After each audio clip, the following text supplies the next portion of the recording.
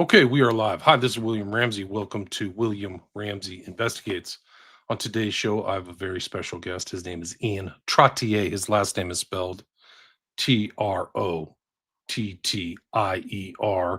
And if you're watching this on my three returned YouTube channels, X, Rockfin, Rumble, you'll see the title of his new book. He published it in 2025. The full title is High Stakes Treason: How John Brennan Compromised American Security for Millions. I've kind of kept my eye on Brennan. I can't say that I followed it a lot, but he shows up in very odd places. He has an interesting background, and he kind of jumped. My understanding is he jumped from working for the Republicans to the Democrats. So he's kind of had a long 30-year history. I listened to an interview with Ian today. This is not his first book. He's like me. He's from the Bay Area. He graduated in Oregon. He's worked as an entrepreneur, community organizer, and has been an advocate for the everyday citizen. In 2007, he founded iPark, a company focused on parking solutions, which he later sold to Imperial Parking. His passion for discourse and truth led him to create the Discussions of Truth podcast in 2016, which has gained attention for candid discussions on politics, society, and personal empowerment. He also ran as a candidate for the United States House of Representatives in Florida's District 27 in 2018.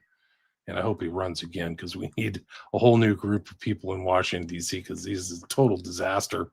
But it's a really interesting book. It has interesting people who I watch on media all the time. John Kiriakou is on all these shows I listen to. So he wrote a foreword. Roger Snow, and people should know him. Both people who've had unfortunate run-ins with the state. I mean, you can call it the deep state. I think it's just the state the way it is now. But a lot of that stuff isn't that deep anymore, and we need to know about it. So I'm glad Ian's on the show. He was recommended to me, by Mark Shaw. So hi, Mark, and thanks for the recommendation. I'll have Mark on my show on his new book on Wednesdays. Today is Monday, the 24th. So I'm planning on talking to Mark Shaw on the 26th. So keep an eye out. We're going to talk about his new great books. All his books are great. My dad actually has a lot of Mark Shaw's books. He likes them too. So anyway, it's Ian Trottier, and the full title again is High Stakes Treason. So Ian, welcome to the show. William, pleasure. I appreciate it. Mark is a good friend of both of ours, and it's nice to have that. As we were talking offline, he's prolific in how he researches and meticulous in the information that he puts out. So I'm glad he's still doing what he does. And he recommended, I think, me to you, and so I appreciate that. I just talking about the California in the Bay Area. I was just flagged on TikTok for posting something about Bohemian Grove. Now, I've had a couple of friends that are actually members of the Bohemian Grove. There's all types of different layers and camps in there, and it's certainly, if there's nefarious things that happen out of the Bohemian Grove, that's not something that's every member would be culpable of. And I know that Alex Jones 25 years ago kind of made a name for himself for exposing some of the woods deals done at the Bohemian Grove. I personally never gone, but the interesting thing is I was flagged literally like an hour ago. I was flagged on TikTok for posting something about the Bohemian Grove. Very interesting. It was against their community guidelines. So getting information out these days, as we all know, in this age of censorship, whoever's programming the algorithms will certainly just kind of flag whatever they want. I'm good friends with a former Google whistleblower. His name is Zach Voorhees, and he lives there in San Francisco. He and I worked extensively for a short period of time to try to get his information out. And I think politically, he was actually a liberal. And then he saw, when he was working for Google for about 8 years, he was seeing their algorithms acting inappropriately politically. And I'll use the word raided, because I know the FBI stormed into his apartment, blocked off the whole block. Helicopter was in the air. It was a pretty big scene for Zach when he blew that whistle, and the DOJ did nothing. So he had to go to Rutgers grad James O'Keefe to expose his stuff. But that was a few years ago now, close to 10 probably. Google leaks is the name of his book, and it's co-written with another really good guy, Kent Heckenlively. So, the California, just as a state as a whole, unfortunately, it gets a bad rap, I think, because of the people that have controlled it politically. But historically, it's a very strong state. I think it's a red state. I hate to interrupt, but it's a red state. Well, They've just yeah. stolen it. I think that's all through fraud, and it's gone downhill in one generation. Like, I grew up there since 1970, so I've seen San Francisco turn into a wasteland. And I'm not joking. Like, people say, "Oh, you're exaggerating." No, it was a lively, culturally vibrant city with a lot of things going on. It's turned into some kind of weird, sterile tech dystopia mix. It's really not good. The culture's terrible. Sorry to interrupt. No, no, and that's great. And William, you mentioned that you're a Berkeley grad, and actually one of the members, he's now deceased, but one of the two people that I've known that have been members of the Bohemian Grove. One of them was actually a Cal grad and happened to be politically very conservative. And I think that's an identity that has slipped, and I would certainly support that argument that that state is red, and they just they rig the computer systems. There's a great book out there written. Actually, I started the podcast in Miami back in 2016 in a small neighborhood called Wynwood. And one of the initial books I came across was a book written by the Collier brothers, Collier, the Collier brothers. And the book that they wrote is called The Vote Scam, The Stealing of America, I believe is the subtitle. And what they do is they look at elections just after JFK, starting with LBJ. And they're tying it into IBM and Columbia University and some of these things. So what their argument is, frankly, the U.S. elections for the office of the president have been rigged since that time, which would mean the Bushes, Clinton, Obama, and arguably even Trump. They're simply part of what I would call the Hegelian dialectic, which is the yin and the yang, and to create a conflict, right? And we're very close to that. We have such a strong dichotomy of political thinking today. It's never been like this since I've been around. I think that the anger is really there, but I think that this real support for the left is probably 25-30% max. And so then this whole notion that they're getting 50% of the vote is totally fake. They're getting another 20% somewhere, because you can just walk around. Most people, they're not even that right, with culturally that right. They just think it's a bunch of like these crazy people on the left. They're not part of it. And so I think that it's all staged and fake. And I think it probably goes all the way back to Kennedy. And these like votes, these weird things happen right at the end. We just have to keep counting, or there's a miracle thing that happens in Miami. Like, I've seen it so many times that I think Trump had overwhelming support in 2020. So it's still around, and it's just massive fraud. It's just massive criminality. I used to say that there was tens and hundreds of billions missing. I think the fraud is so bad there's trillions of dollars not wasted but flat out stolen through NGOs and things like that. They've stolen the future of the country. It's so bad. It's really, really, really bad. Yeah, I would agree with that. And just to kind of get back on the background, get to some of the background, one of the early topics that I started talking about on Wynwood, and somebody actually asked me I was looking into the Zika virus, and I found the Rockefellers associated to a patent on the extraction process of the Zika virus, which is a naturally occurring virus discovered in the Uganda forest, but they were funded by the science was funded by the Rockefeller Institute. And that's like in the 1920s. And this relatively benign virus all of a sudden comes up into Miami from Brazil during this kind of global event. I think it was a World Cup at the time. Pretty sure that's what it was.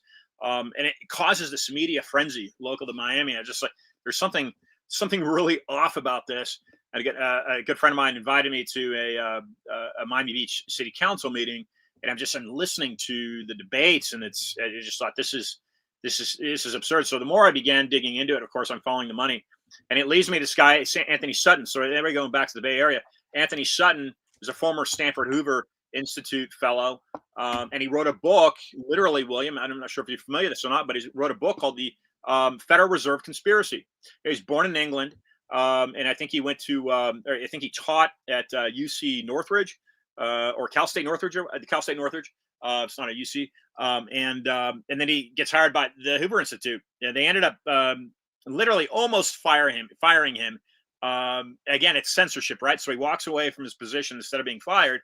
But he's giving a speech actually in Miami Beach at a Republican convention, it happens to be, and he's talking about some of this fraud and some of the Bush family fraud involved in Nazi Germany.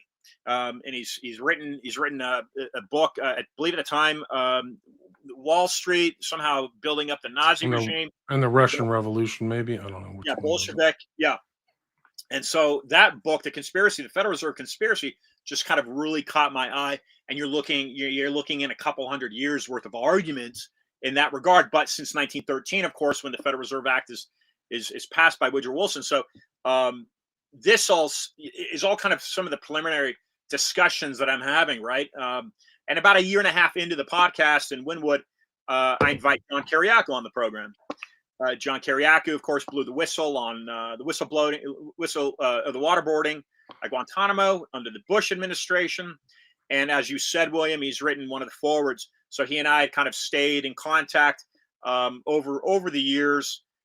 He probably joined my show in 2018, and fortunately, what I didn't realize, William, is that he has like a long list of complaints of John Brennan. And so anyway, so that's one of the forwards in the book. There's 3 forwards. Brooks Agnew is the other one besides Roger Stone. And Brooks Agnew, if people don't know who he is, he's incredible. He's on Midnight, what's it called? Caravan to Midnight, quite often with George Norrie. He is a former speechwriter for Alan Keyes. Alan Keyes, I think Princeton grad, ran for president a few times. So that's Brooks Agnew. But of course, the main person who gets his name on the cover is the great Roger Stone.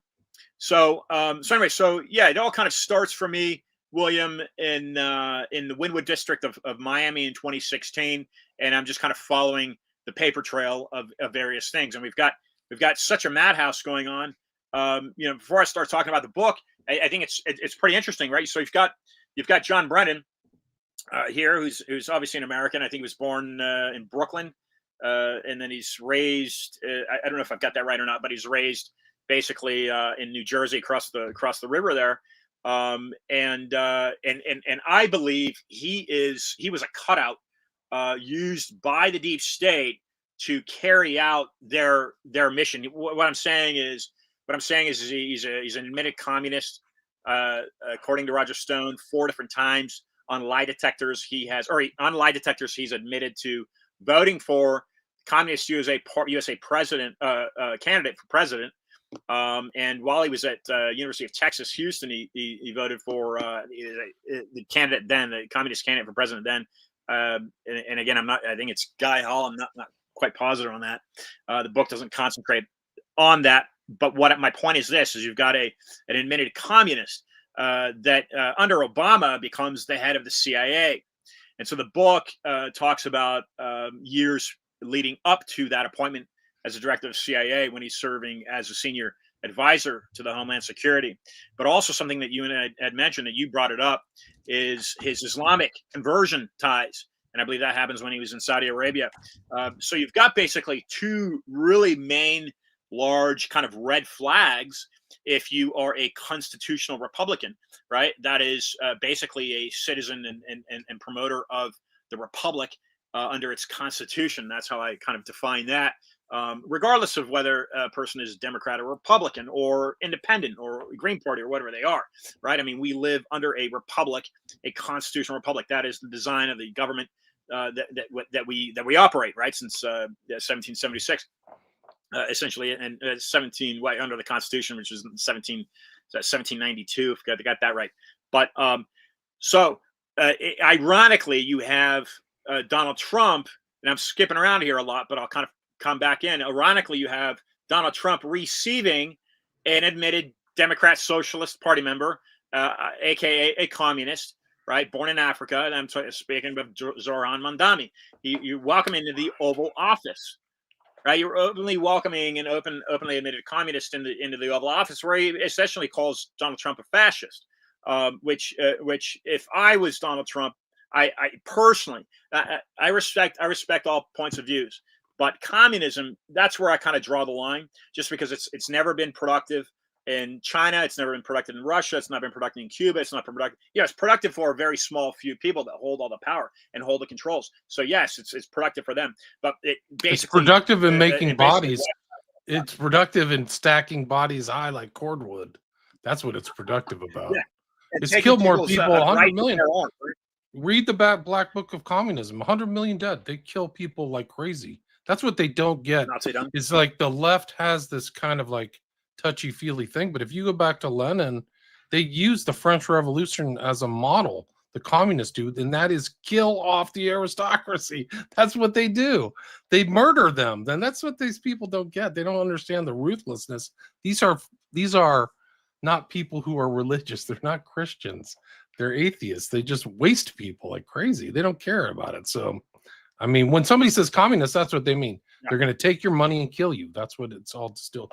Well, Lenin wrote about that stuff. They hide it all. I know this history very well. Yeah. So here you have John Brennan, right? So he's an admitted communist now. He's he's working in the Obama administration, lurking in the background. And I'm on. I self-finance this because this is how strongly I believe in the contents of this book. Obviously, right? I self-financed my trip to DC last month, and I took 100 copies.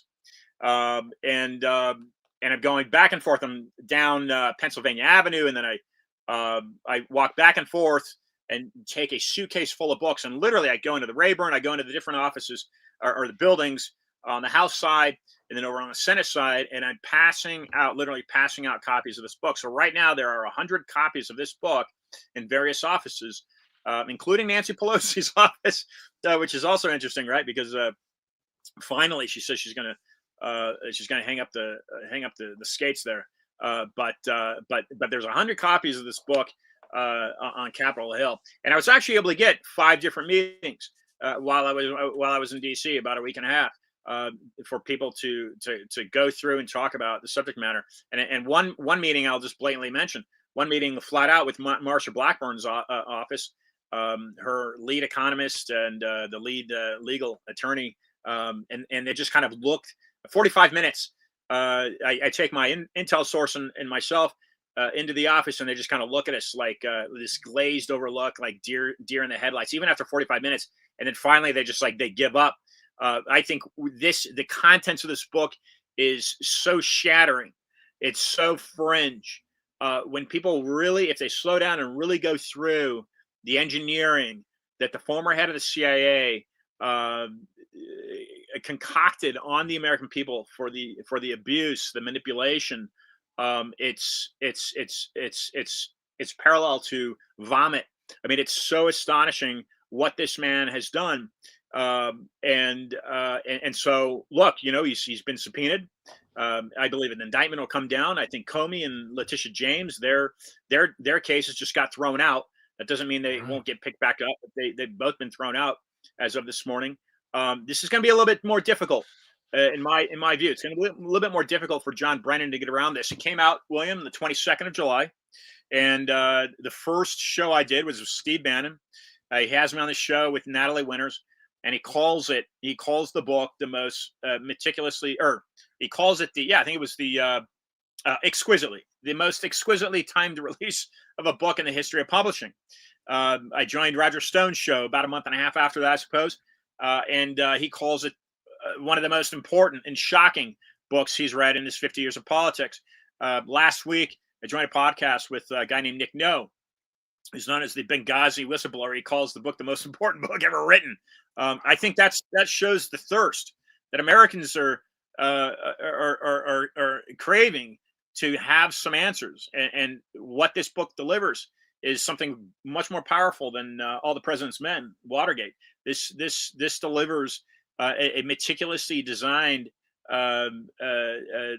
showcase of how John Brennan abused his office, and it goes back. You can argue that this man, again, as I mentioned, he was a cutout, and in many ways, not to give him a pass here in any ways, but I think in some ways, in many ways, and an unwitting kind of puppet. He's a sympathizer. He sympathized, and so he was used. I believe he was propped up by George Tenet and some of these people in the CIA to to be that turning key to open that door. And that is essentially, if we pull back and we look at what really is the main objective here, if that is true, right? If that statement that I just made is true, then really what is the main objective? To utilize this person to carry out an agenda and open certain doors. And then it's the global war on terror, right? And then ultimately it's disarming Americans and taking away guns, right? Because that is, in my opinion, the main objective for these kind of black swan events, where you have these mass shootings. Is there MK Ultra involved? One doesn't know, but then they create these major crises, and the objective, of course, is gun rights. It always seems to resurface, right? They're always talking about it on TV. We've got to stop the guns. But they're super. Yeah. I've done shows on this. Like a lot of these shooters are hyper suspicious. They're not very. They're super. I mean, we don't know much about this guy who supposedly killed Kirk or whatever, Tyler Robinson, but he's Right. just one of many. Like there's a lot we didn't know much about crooks. And then like Tucker Carlson comes out and he gets all this information that was never disclosed to the public. I didn't see it. I looked for stuff. These are just some guys do these lists. I had a guest on who did a list of the mass shootings. They're not even published. There's so many of them. It's crazy. You wouldn't believe it. I mean, you probably could. So, I mean, this guy's the head of it. Like, it's really incredible. And there's so many assassins and strange things. This guy becomes the head of the CIA, I think, in like February, March 2013. Then Michael Hastings dies 3 months later. That's hyper suspicious. It just goes on and on. For people who don't know, talk about Brennan's background, because he was tainted. One of the reasons he became CIA head later is he was tainted by his past, right? By his actions under Bush.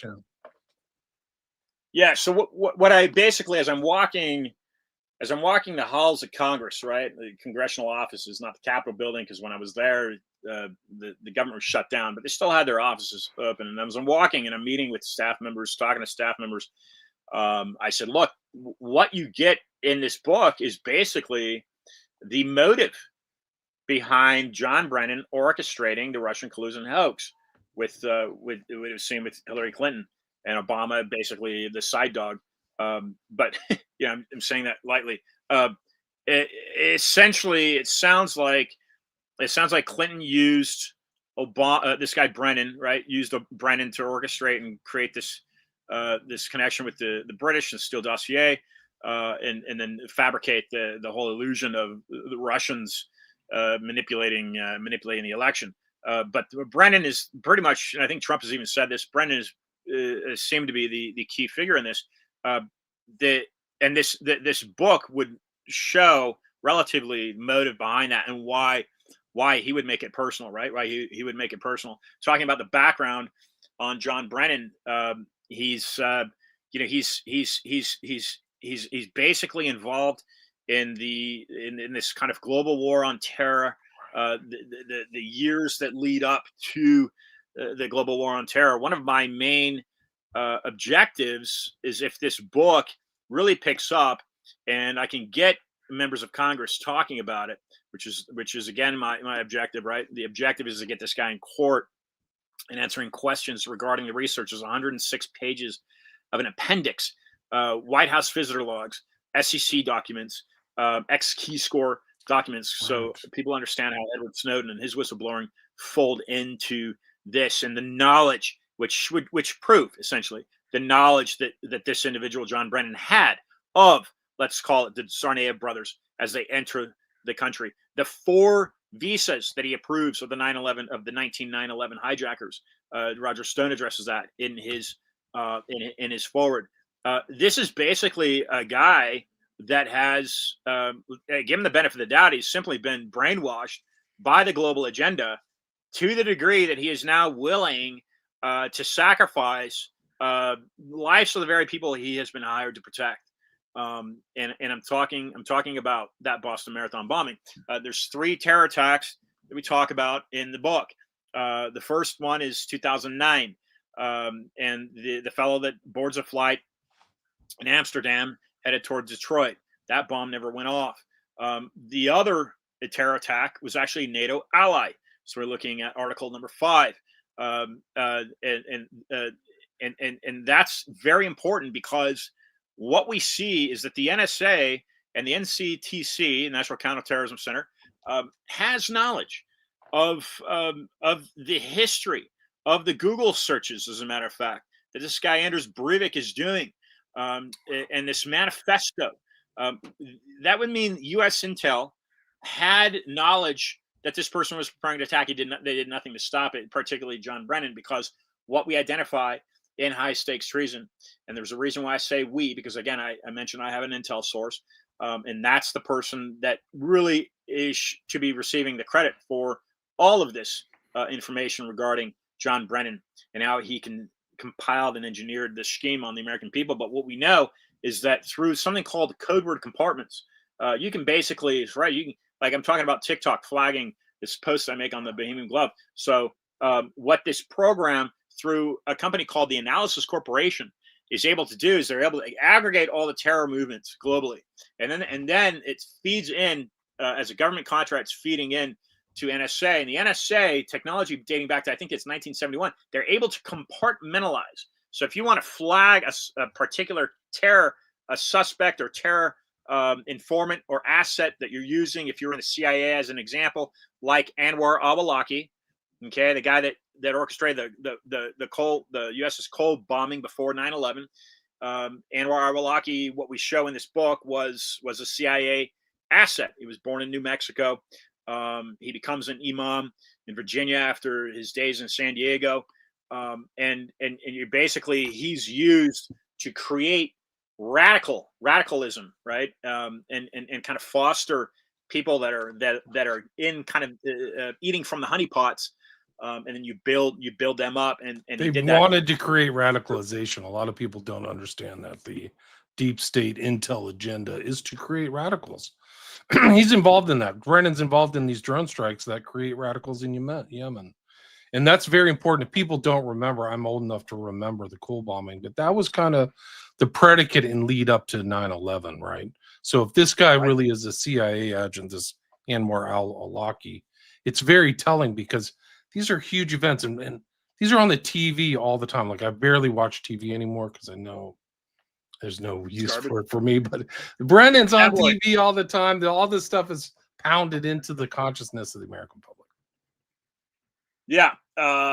You know, so what I was getting at was, if I'm successful, right, and the book kind of does what I believe it was meant to do, and that is to expose the crimes of John Brennan. You've got him right now, Jim Jordan, right, and his committee. They've got him on perjury charges. It looks like. Yeah, let me bring that that's up. Probably going to be pretty easy to get around if you're John Brennan. I joined a podcast a few weeks ago. They're called The Awake Nation, and they reached out to Thomas Speciale, who's a former NCTC analyst, and he confronted John Brennan in a video that went viral a couple weeks ago about the emails. You remember seeing that? Yeah, he got really angry on stage, right? Let me see if I can bring that up. Yeah. Brennan literally calls it BS. He calls it bullshit, BS, and then he says it's disinformation, and that's right on camera. Camera's got that.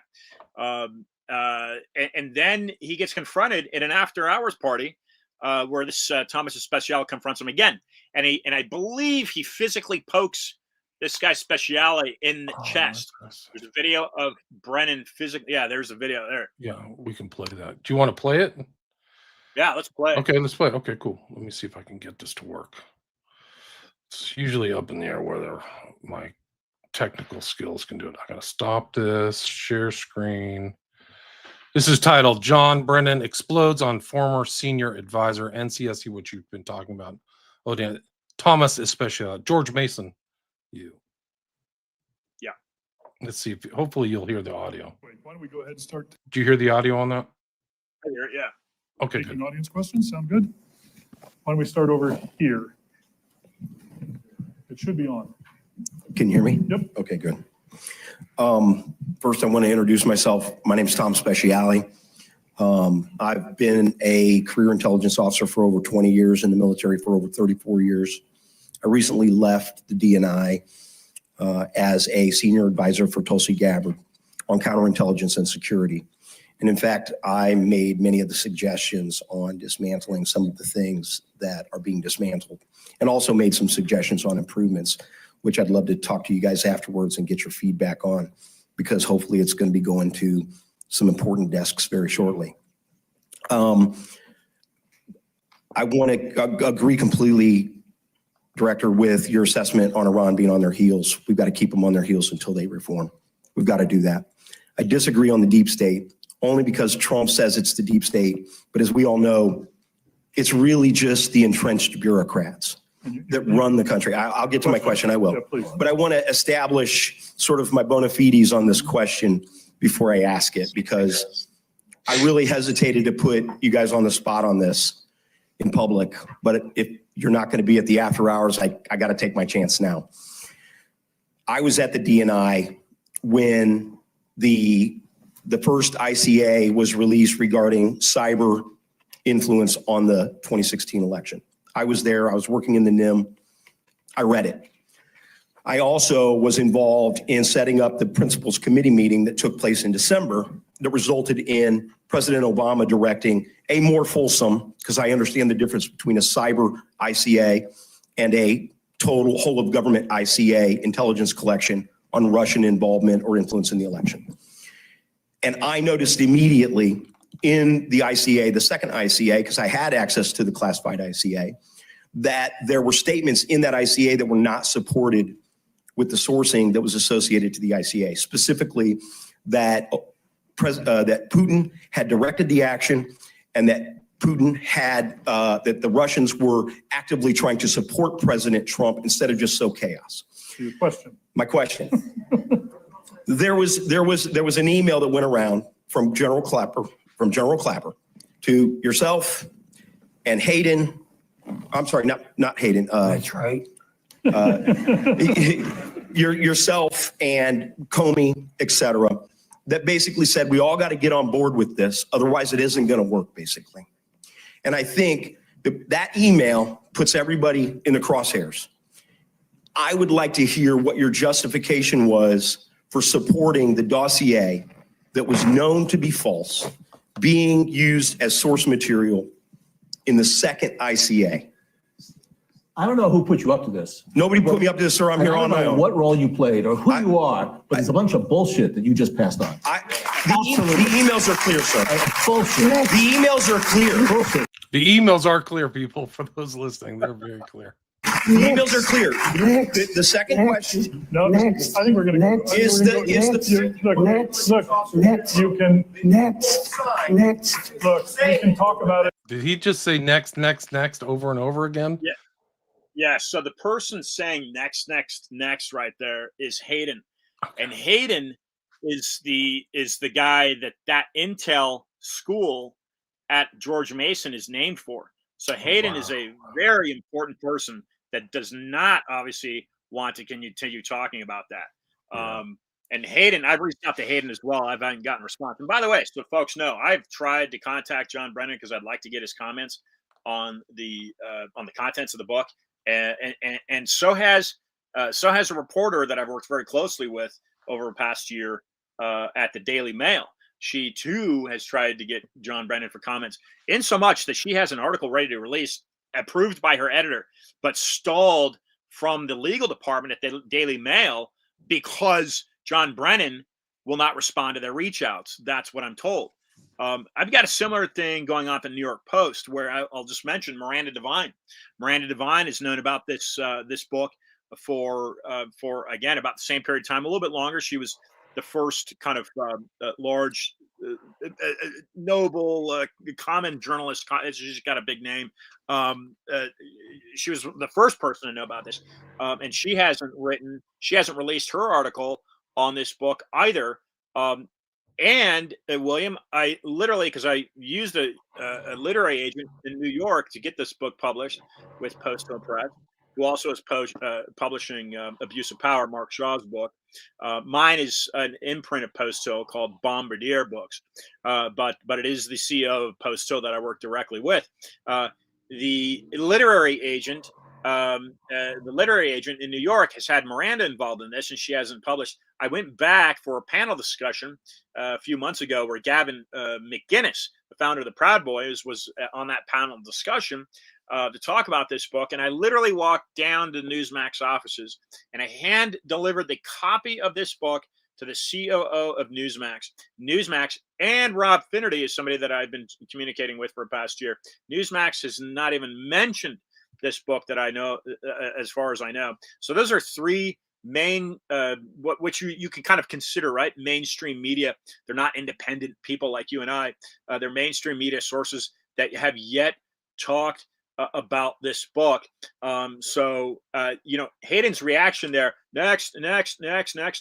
I personally believe that there are elements of, from my research, I would call the Council on Foreign Relations, because how I view American media, it all kind of streams through their control.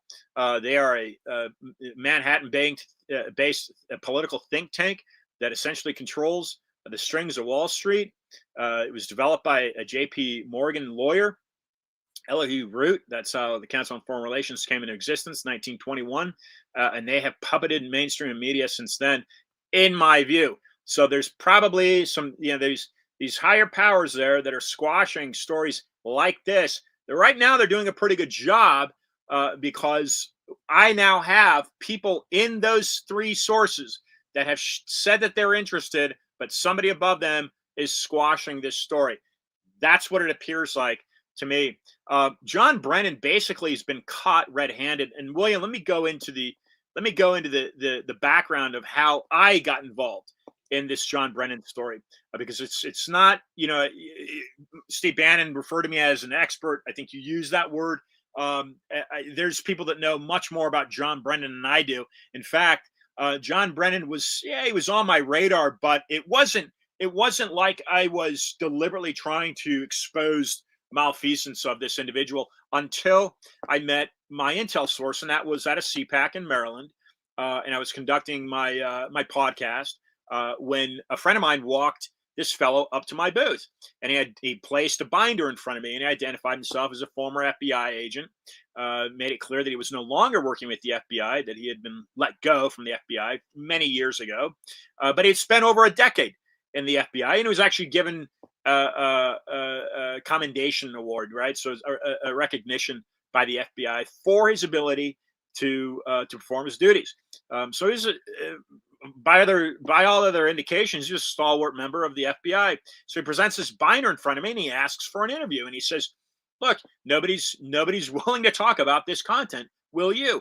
And so I look at it, and it basically sums up that John Brennan illegally held stock in a government contracting company so that he could profit from terror activity. And I said, well, hey, look, that makes complete sense to me. So I conducted the interview with John, and he says, any way you can help to get this story out would be great. He says, I cannot personally publish the material because I have a conflict of interest with the FBI. I've already tried to tip them off to the research. They've turned a deaf ear, in so much that he even lost his private contractor job. They fired him. He had submitted the key elements of this research to the FBI back when John Brennan is physically in the Obama administration. The FBI did nothing about it, and he came to work the next morning for his private contractor. They brought him into his office. They says, "Did you just reach out to the FBI submitting a tip to them?" And he says, "Yeah." He says, "I see crimes are being committed, and they need to be exposed, and the FBI needs to look into it and do something about it." And they said, "Well, you no longer work for us." So he not only got the FBI shunned him, but he lost his job with his private contracting company. But he stuck to the grind. So when I meet him, I look at this and I says, "Okay, well, you know what, John, I'm going to do everything I can to get this information out." And it took shy of 2 years to get it published. Initially, Skyhorse. I was on the phone with Tony Lyons and my intel source. 2 different conversations, about 40 minutes each. Tony was very interested in the work, but then this fellow that I knew works as a literary agent in New York. connected me to Post Hill, and Post Hill simply was a little more aggressive in getting it out. And we went through a couple edits, went through their legal advice. Their lawyer said they almost stopped it completely. It literally went dead cold. But I kept working with the CEO of Post Hill, and he says, okay, well, you know what? Let's go back. Let's edit it again, and then we're gonna release it. So, you know, I want listeners and viewers to realize that Post Hill Press they are taking a major risk here. They are to be credited for really pushing this information out. And so, you know, it just so happens, again, I mentioned it earlier, William, Mark Shaw, his book Abuse of Power is being released by Post Hill Press. So if there is a publisher out there right now in America that's really working with all of their forces to get some of this real credible information that needs to be distributed from coast to coast, that would be Post Hill Press. That is a solid publishing house. And Anthony Zaccardi, who's the guy that I've worked with, he's the CEO. They've got an office in New York and they've got an office in Nashville. He's the one that really pushed this and says, no, we're gonna get this out. And like I first presented when I first presented the book to Zach Voorhees, the Google whistleblower, he looks at it and goes to the back and he says, oh, you've got an entire massive appendix that supports all of the allegations in your book. He says, you know, that's incredible. He says that is something that I don't particularly have in Google Leaks. And he says that's what's going to add the level of credibility that is needed for Americans to really understand some of the criminality that's happening in the upper echelon of their government. And so it's going to be very difficult. You know, you get them on perjury. Sounds like, you know, the Southern District of Florida is administering that. They're going to get him in the courtroom, I suspect. I don't know, but that would have to be under an indictment. I don't know what's going to happen. I think he's going to be indicted, and my goal is that he's forced into answering questions regarding the contents of this book, titled "High Stakes Treason: How John Brennan Compromised American Security for Millions." What we know is that he did not stop either of those bombings. That was the Christmas Day underwear bombing that was landing in Detroit. He didn't stop that bombing. He didn't stop a NATO ally bombing, Anders Breivik. Those two attacks that he performed, and then the main one that really hit home for me when I first met John Donovan. He's the guy that is credited for the intelligence research in this book. When I realized that John Brennan essentially allowed, that's the allegation, he allowed the Boston Marathon bombing to happen and go through so that he could enrich himself on the back end with stocks held in this company that was known as the Analysis Corporation that he had served as president of prior to working in the Obama administration. And the other thing is that the Counterterrorism Center, the National Counterterrorism Center, is a department that John Brennan himself established. He was the main person that organized that. So this guy Thomas Speciale, right, that confronts him, is essentially nothing more than one of his tree branches, right? If you're starting with the creation of the Analysis Corporation, which developed as a result of an executive order for Bush after the 9/11 attacks, that's John Brennan. He's sitting for 2 decades. 30 decades to 30-something, 31 years, I think is what he served in the CIA in total. But he's sitting in this whole terrorism department, if you will, or of in the U.S. And he's literally setting the stage. He's engineering this manipulation. It's a complete monopoly he created for himself. A total manipulation of the system. And so he's in a prime position when Obama gets in the office, which I believe that was rigged. Again, my argument for that is the deep state is creating this yin and a yang effect, right? They're creating a dialectic. It's a Hegelian dialectic, thesis, antithesis. They're deliberately creating it. It takes them decades to do that. But they're so close now with Trump in office. They're grooming people, but the agenda stays the same, and the bureaucrats, just like Especiali said, they're still there. I mean, it's really incredible. This is your YouTube channel too, by the way. I just happened upon it, so people go subscribe. I'll put a link to this. People can watch this video again. Please continue. Great. Yeah. I got, I unfortunately, like most of these media, these kind of social media, I get flagged on YouTube. Instagram doesn't typically flag me, but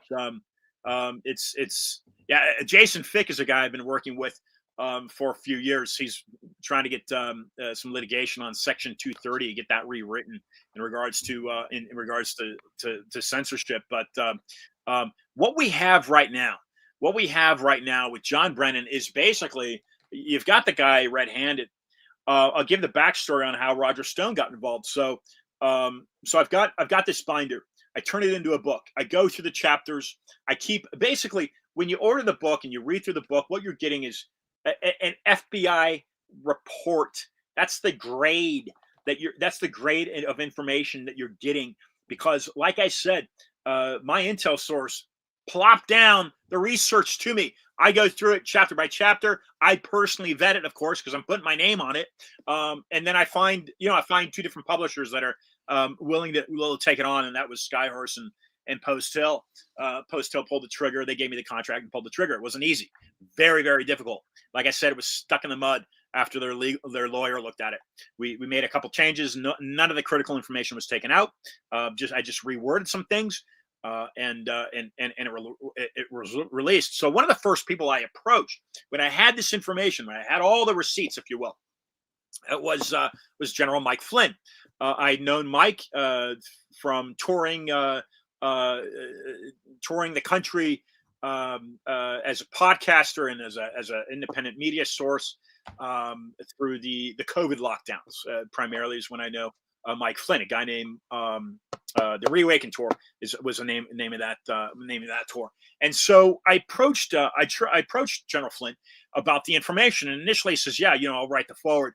But then he gets busy and he pushes it out. And I was working with a publisher to try to get this thing out real quick, right? So as fast as I could.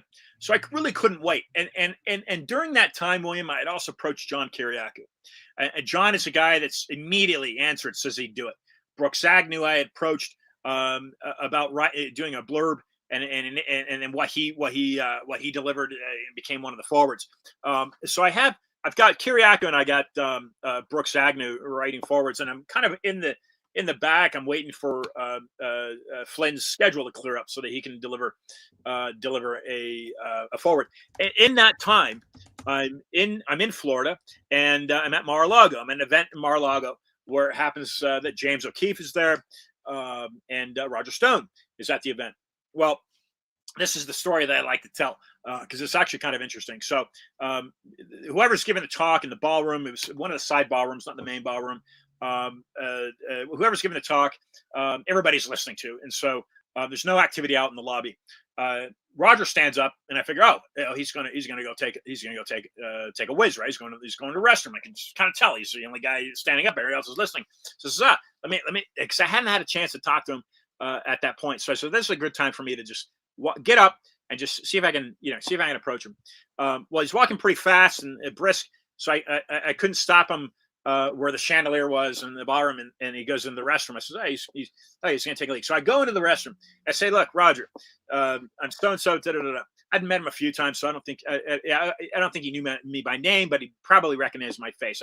Like I said, I met him a few times before that. And immediately said, Roger, I'm not here to take a leak. I'm not here to use the restroom. I'm here to send you information that I have on John Brennan. He says, send it right over. Just like that, William. He's like, send it right over. There was no pause. There was no pushback. Hey, get out of here. I gotta, give me some privacy. It was send this over. I sent it over to him, and within 24 hours, he shoots me a text back, and he says, "You want me to write this forward for you?" and I'm like, Roger, look, I've got General Flynn that's he's already said he'd write the forward, but he doesn't have the time right now. And he says, "Well, hold on, no, wait a second. think about what I've just said to you. You need me to write your forward. You want me to write your forward. And it kind of it resonates with me, and I'm like, oh, right, yeah, okay, yeah, I do want you to write me forward. So go ahead, Roger. And he writes this incredible forward, right? He writes. I mean, when you read what he's written, it's just really great. This guy is so opposed to John Brennan. It's incredible. I mean, this guy literally wants him tried for treason. And he doesn't say that lightly. Of course, the allegations are the allegations, but if they're proven true, which I believe they will be in a court of law, there's no reason for them not to be. What we're finding is that this individual provided aid and comfort to an enemy during a time of war. So the use of the word treason is not just kind of thrown out there lightly, because the global war on terror had already been declared. And it was being conducted, right? It wasn't over until Biden got into office and withdrew troops out of Afghanistan. That's when the global war on terror ceased to exist. But during the time that John Brennan is committing these crimes, the allegation, the alleged crimes, is right smack dab in the middle of the global war on terror under Barack Obama. And he is providing aid and comfort to the enemy by giving them visas, by allowing them to enter the country to conduct terror activity. There's real questions, mysteries around the Tsarnaev brothers and being able to leave and come back and do a lot of stuff. There's a background there some people conveniently overlook. And Roger Stone literally called Brennan, he may be the greatest villain of the 20th century. So he's not using kind of wishy-washy terms when he's talking about Brennan. There's a lot here. Do you have time to look at some of these comments? Does anybody have any questions for Mr. Trottier? You can just put them in the comments. Do you have time, Ian? Absolutely, I do. Yeah. Let's see. Kind of been flagging. This is disappointing that Trump is taking long to imprison the treasonous traitors. There's 51 of these guys. These guys are getting reference for criminal acts and things like that. But another one. This is my story. Why aren't these evil criminals getting arrested in jail? Good question. I don't know what they're doing. I don't know. I don't. My opinion is because of all the criminality. Bondi being, she doesn't seem to be the right person for the job. That's me. Vatican's agenda. Go ahead. My comment here is folks need to understand. If you're read this book by Anthony Sutton called The Federal Reserve Conspiracy. What you're looking at, because that was passed, and I think it was passed in December 22nd, maybe. It was real close to the Congress was off on holiday. There were only a few members, but they got the minimum approved, and that's how it got signed into law. There's a lot of controversy around the Federal Reserve Act being passed, but it was passed. And so let me sum it up this way. So Josh Yoder, Yoder, is an American Airlines pilot that was opposed to vaccination mask and vaccine mandates to board aircrafts, and he was basically the tip of the spear to get American Airlines to sway away from United's stance. United is really pushing that stuff, but Southwest Airlines, American, some of their pilots formed a nucleus to oppose those mandates. So I'm in San Antonio and I'm talking to Josh. He's become a friend of mine. I'm talking to Josh and I says, Josh, I said, look, the best way to look at this, and this is before I'd gotten into this Brennan issue, William. This is at least a year and a half before that, maybe 2 years. I says, Josh, the best way to look at this, what I'm telling you, is this. I says, the Federal Reserve is a monopolistic, private organization that doesn't best represent the constitutionality of the republic, right, and the best interest of we the people. It's a private organization. It's a centralized bank. It's really opposed to the Constitution. And he says, wait, so are you telling me that as a country we gained our physical independence, but yet we never gained our economic independence? And I says, that's exactly what I'm telling you.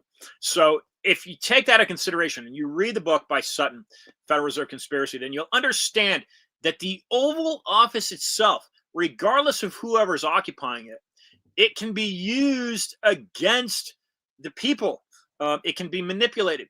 Now, discovering exactly who's doing that manipulations going to be incredibly difficult, because as the Federal Reserve regulates the economics of the government, we as the people, we have no idea who are the shareholders of the Federal Reserve.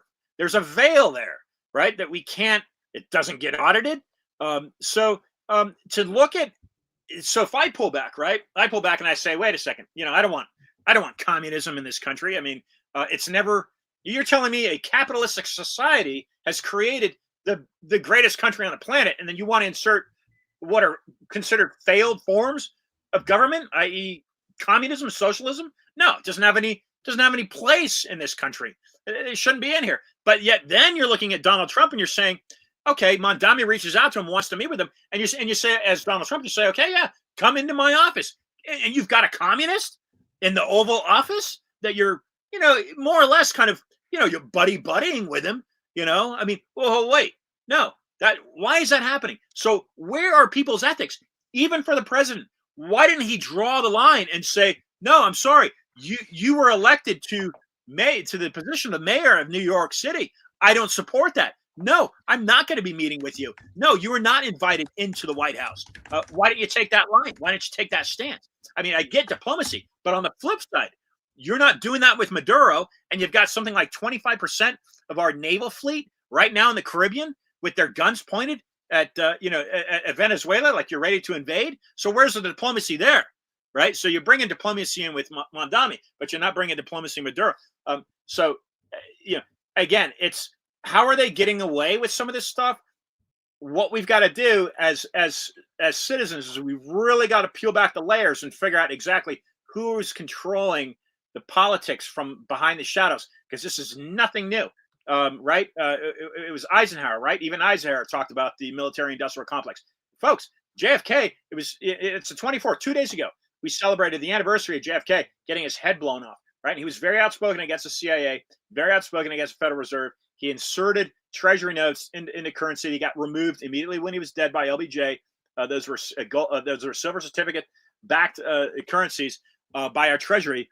We are like, we're in big trouble. It's nothing new, right? I mean, we were in big trouble before I was even born. And so that's my comment. That's what I would say to folks is it's time to really, you've got to ask questions. And what I physically did, right? So people look at me and say, hey, okay, you've authored this book. Well, look, what I am doing is I'm essentially demanding that the contents be investigated by Congress. That is what I'm asking. Okay, I can't make that demand, but I am asking, as an independent citizen researcher, I'm exhorting Congress to look into that information. So that's my hope, is that once he's back under oath, you basically grab the book, you ask questions in regard, and if it's contrary to the appendix, which is 106 pages of photocopies, right? We got photocopies, screenshots, it's all right there. How do you get around that? Right? You know what I mean? How do you get around that? And right now, Tulsi Gabbard, and for the next 3 years, she has seemingly, we're going to assume she does, but she's got it right now. She's got the authority to go into the NSA and get those what are called code word compartments exposed. And the information held in those code word compartments, which only she would have access to, would prove the treasonous acts that John Brennan has laid on the American people. Have you ever heard of Brennan being at OKC, that he was involved or somewhere around the Oklahoma City bombing? Wow. I have not heard that, William. I haven't either. Have you? No, I had no idea. Somebody mentioned that in the comment. Yeah. And what about Petraeus? Do you know if Petraeus is around or surrounding all this stuff? That's another. Yeah, some of these other former heads of the CIA. I don't know, and that's really good to bring that type of thing up, because I did mention George Tenet, and if, let's just hypothetically say, as a republic, we are successful in exposing the crimes of John Brennan and the CIA. What I believe that does then, and I've used the term dominoes falling, because what you're doing is it's not just John Brennan isolated. And I like the comment regarding Petraeus. You've got a whole organization. Let's remember, you got a whole organization that John F. Kennedy wanted to splinter into 1,000 pieces. John F. Kennedy, arguably one of the best, the greatest. Abe Lincoln, right? Washington, he's right up there. He's one of the best commanders that we've had. But you wanted him to splinter the CIA. So if you're exposing John Brennan, you're exposing really some of the real wrongdoings of the CIA. And an immediate effect, I think, is you're going to find George Tenet. You're going to find the involvement, I believe, that exists out there. You find, if you expose Brennan, you're going to find he was chief of staff under Tenet during 9/11. You're going to start to expose some of the criminal activity that happened on that day. As an example, again, this is my viewpoint, simply opinion. The building number 7 under Shorenstein, right? You're exposing.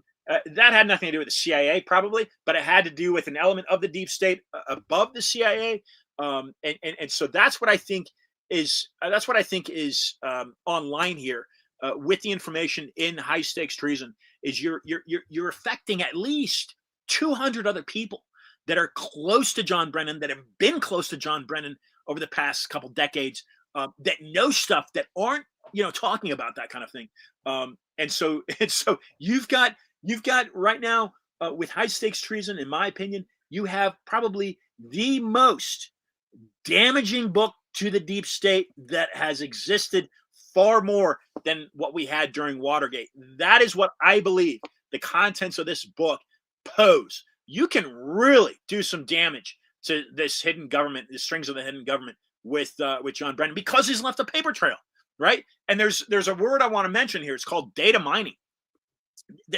Me personally, I don't have the training, William. I simply don't have the training to be able to get into some of the unclassified documents of X-Keyscore, relate them to some of the activity that John Brennan was doing, and give that as a report. That is what I have brought to the public. That is what I have brought with Post Hill Press for the American people to now read, is this research, the compilation, due to that term, his ability to understand and know how to data mine and bring and aggregate and compile the information that I've named high stakes treason. It's really a great gift to the American people. I don't think there's never been anything like it, really, that zeroes in on a bad actor and shows the crimes that he committed, because he allowed himself to be enriched in this government contractor that changed names, but we knew them for at least 15 years as the Analysis Corporation. He enriched himself on illegally held stocks. It's a conflict of interest. Did he not disclose? Did he not disclose his ownership of those stocks? Is that what happened? That is correct. Gotcha, What we have, William, is a 2009 ethics waiver that was given to him by Norm Eisen, an attorney under Barack Obama. Rachel Molinaro meets with John Brennan. Are you talking about lawfare Norm Eisen? That one? Mr. Lawfare himself? Yeah. That one? Oh, jeez. What we have is cesspool of corruption. Holy smokes. They're falsities, false official statements. And we've got the paper trail here. For John Brennan, unfortunately, we've got the paper trail thanks to my intel source. It's all there, man. I mean, wow. This guy's a dead. He's a dead dog. He's a dead dog. And I hate to say that, but he's done some very bad things to the American people, allegedly. Okay, right? Allegedly. Right. Well, they're finding enough evidence on the whole Russian collusion thing to refer for prosecution. So, like, that's enough to. I mean, they should have been done a long time ago. But I mean, it's the thing is these guys were involved in so much skullduggery, and they're always monetizing their actions. So there's some kind of NGO or some kind of corporation that benefits from their policy decisions, whether it's Biden or anybody, really. I've never seen it not happen. So there's always some kind of financial scam, or even the Epstein documents. He's trying to monetize everything. But Yeah, it's just so seedy. I mean, so Analysis Corporation, when I was growing up, even before 2001, Echelon was kind of like the big term people would say for like data mining and getting information. All of your calls were kept by Echelon. Is Analysis Corporation supposed to be some kind of like pre-Palantir corporation? I don't know. Oh, you talk about Palantir, and I think a comment had to do with MTG, right? Marjorie Taylor Greene. She's made some really iffy stock trades regarding Palantir. So, and I know Laura Loomer. I haven't spoken to Laura Loomer, but I know Laura Loomer's been obviously very critical of Marjorie Taylor Greene. I personally, I think that was a cowardly move. I don't know Marjorie. I never met her. I did meet her once, but I don't know her, right? And I think that was to walk away, to resign from that position. And a comment that I read was that she's walking away. I think it's on the 5th of January. That's just like 2 or 3 days after she qualifies for her lifetime Congress pension. So she's 90% of her salary, walking away. baby. 90% of her salary. It's a freaking golden, the most gilded parachute imaginable, pure gold, and healthcare for the rest of your life. And yeah, right. You know, I mean, not to say again, I was critical of Trump, and I'm not in that position, so it's difficult for me to say what I would do and what I wouldn't do if I was in Trump's position. But you know, I was certainly critical of him bringing a communist into the Oval Office to joke about him being a fascist. Again, that's just me being on the outside and not being in that position. Yeah, but it's their weird terminology. It's commie terminology where if you're not a communist, you're a fascist, even though Biden was probably one of the greatest fascists of all time. We are at the 60-minute mark. We had a couple hundred live listeners. Thanks for listening, everybody. Go check that out. Do you have a website? I know you have a YouTube channel. Yeah, I've got 2 websites I can direct to folks. High Stakes Treason is a website you can go and order the book from, and you can get some of the other quotes. Some of the other interviews I've done. Matt Gaetz, I was on his show. I've been with Bannon a couple times. Stone Zone, Roger Stone, Mel K. That was a great show I did with Mel. I've done quite a few interviews. So that's highstakestreason.com. If you want a signed copy, you can just order from me directly and Venmo me. And then to get some of the background stuff that I've done the past few years since 2016 when I started the podcast, that's iantrottier.com. Ian Trottier. So you can see the Ian Trottier. Let me see if I can pull this off here. There's the cover of the book again. Stop screen, share screen. That's a dirty dog right there, William. He's a dirty dog. That's a dirty dog. Bigger than Watergate, guys. Roger Stone, one of the most important and shocking books I've read in my 50 years in politics, man. Unbelievable stuff, man. Yeah, and he just released an article on Stone Zone. It's called Shadows of Betrayal, and it's a review of this book. So he's had me on his radio show, and he just released a write-up on Stone Zone regarding the book.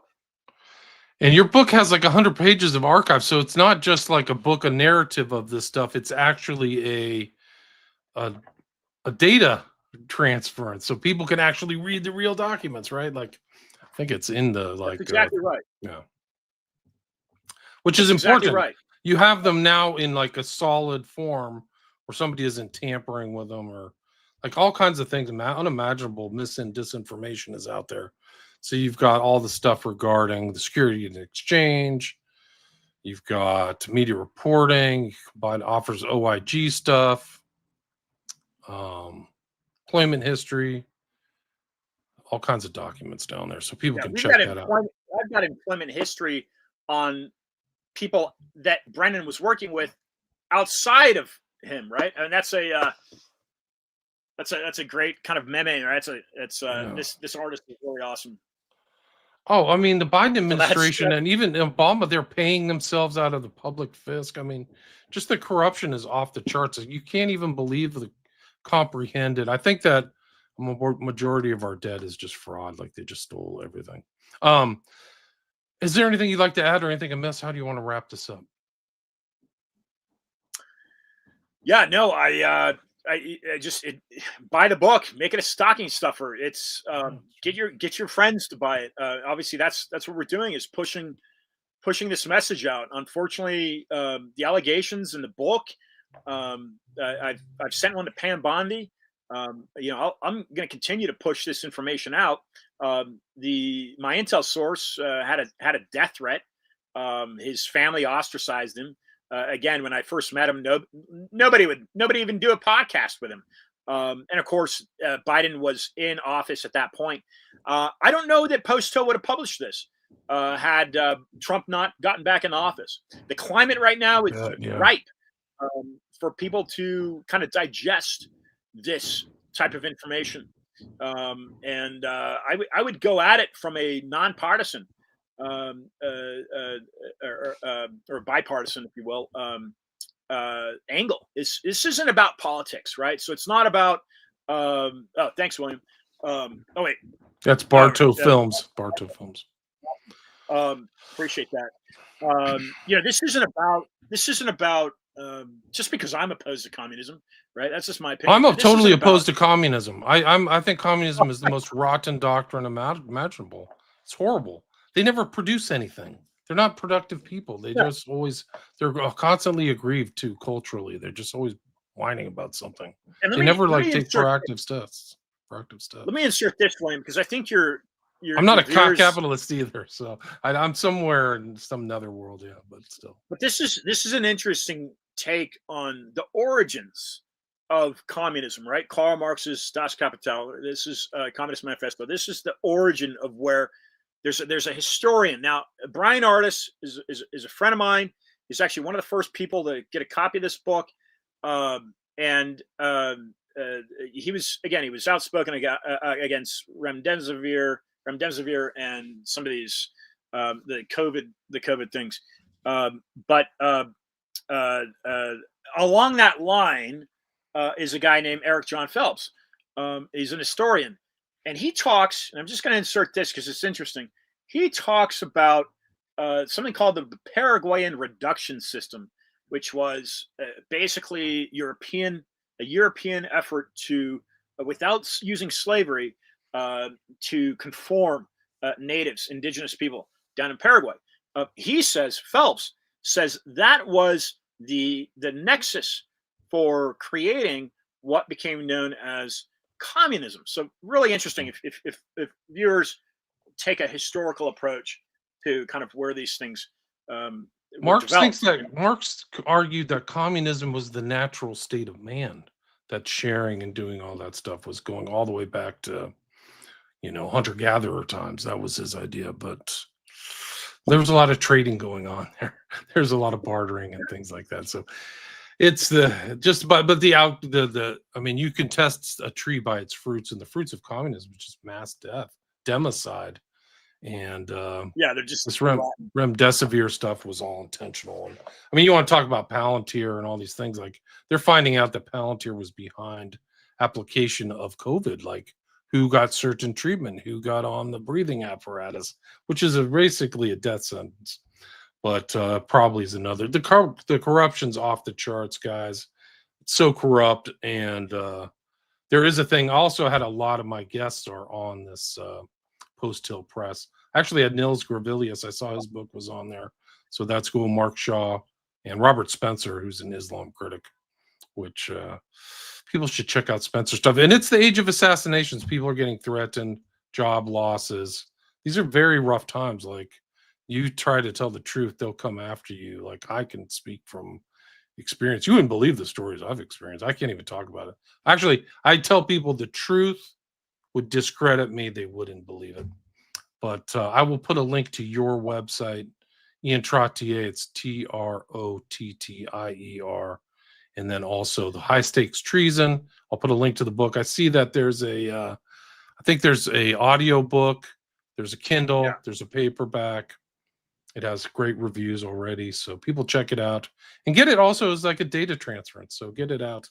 These people are like loitering around. They're dangerous. The CFR. A lot of these guys are actually promoted by the CFR to fulfill agendas and things like that we don't see. So understand, like you talked about that in the Federal Reserve are very important. But thanks everybody for listening. Please share the shows. And again, the full title of the book is High Stakes Treason: How John Brennan Compromised American Security for Millions, with a foreword by Roger Stone. And the author again is Ian Trottier. Thanks so much for your time. Stay there.